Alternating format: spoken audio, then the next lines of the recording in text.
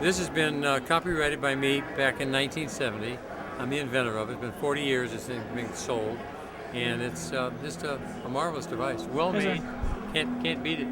Harmonies and melodies combined for a lovely sound. Pardon me, what? Harmonies and melodies combined for a lovely sound.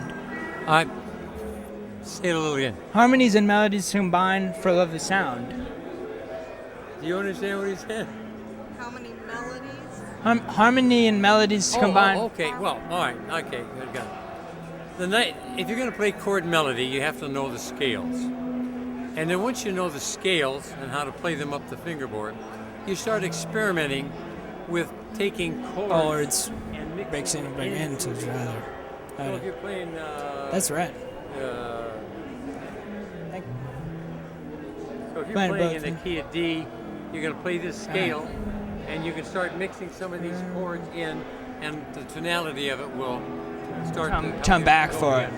Thank you. You gotta flag it on the mark. All right. Great.